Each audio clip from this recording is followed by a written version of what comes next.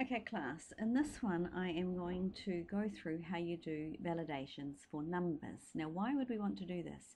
This is because often users are idiots, and you have to write programs to handle the idiot users that do dumb things and don't read the screen and do what you're asking them to do.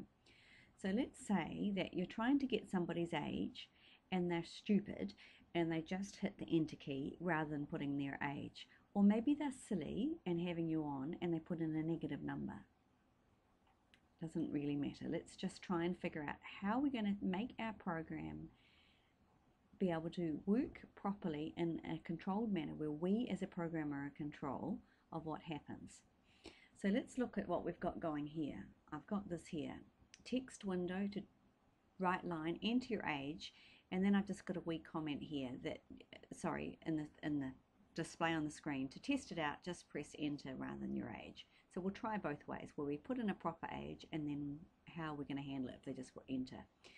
So when they put in enter, or sorry, when they see this display here, enter your age, they're then going to drop down, the program will drop down to here and it will read in whatever they put in from the keyboard, and it will store it at age, as in the variable age.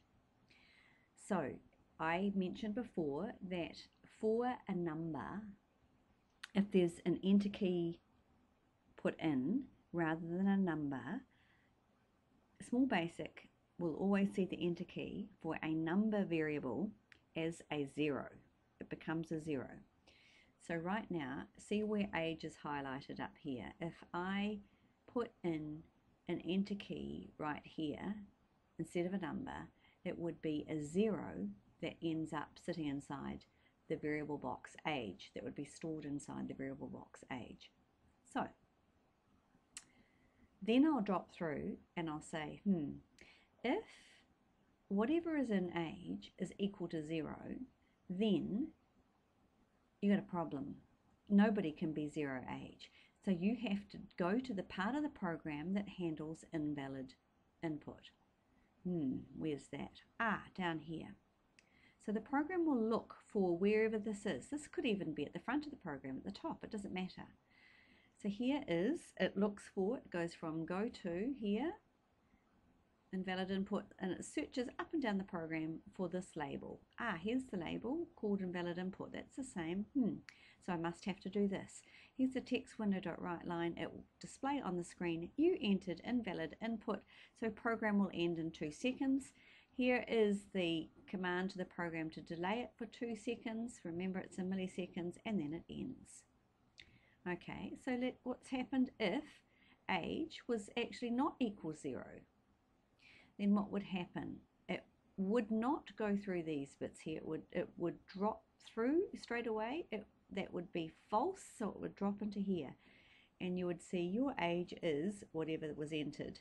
And then a program delay of 3 seconds, and then it ends. Now the problem is here, this isn't quite right. It needs to be, if your age is 0, what happens? What's the problem with that one there? If the person had put a -4. It's not actually testing for that. -4 would actually go through this. It would not pass this test here because -4 is not equal to 0. So it would drop into here. To get this correct, we'd actually have to say that age is greater than or equal to 0. That way, less than. That way it will pick up if there's a negative number put in or just an enter key, a null entry. So here, let's look at what happens. We'll go and run it and check that this is working. Run. To enter your age, just test this out. Press enter rather than your age. So let's put in a null input first. I'm just going to press the enter key. Watch what happens. Here's the enter key. Right, so it's gone. Now, let's run it again, and I'm going to put in -4. -4, what happens now? Again, it knows that that's not correct. Okay, now let's run it again, and this time I'm going to be 4 years old. A +4, 4 years old, your age is 4. And then it goes. Remember, I've got this delay in here for 3 seconds. So Can you see how that works? Just summarizing what we've got here. We're reading in a value and storing it. Then we're checking out that the value that was typed in is correct. We're checking out, because it's a number, to see whether it equals 0, which would have been what was entered if somebody had just put an enter key and no number. And we're also checking out here whether there was a negative number put in. If this is true, if there's been something dumb put in, then it's going to go to this area of the program. So it'll look up and down through the lines of code for something, this label, invalid input. And here it is down here. So it's going to jump straight down to here, and then it will keep going through. It'll do this line, and then it'll slow itself down, sit there for 2 seconds displaying that display line there, and then it finishes.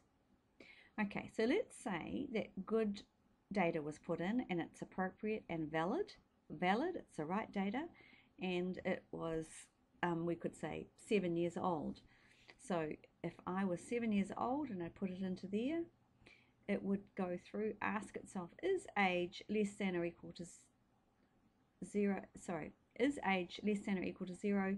Is 7 less than or equal to 0? No, it's not. So it's going to skip all over this, and it's just going to keep continuing down merrily and happily down through the program. So the next line it would do is say your age is 7. It would wait for 3 seconds, and then it would finish up. Now, it won't continue through here. It won't continue through here because this here ends it, so it'll have finished the program, and so it'll never get to this point in the code. But even if this wasn't here, if this program end wasn't there, it wouldn't get to this code here, because that has to be called from somewhere else. That has to be pointed to from somewhere else. You can't just work through, drop through into there. It has to come through from here. The GOTO is the only way you can access this part of the code. It's the only way, because this has been set up as a little subroutine. It's a subroutine. It's what we call a subroutine. It's like a little part of the program. And this subroutine could have been sitting up, way up in line 1 through to 4. It just happens that I put it down here. Okay, very good. Good luck with that.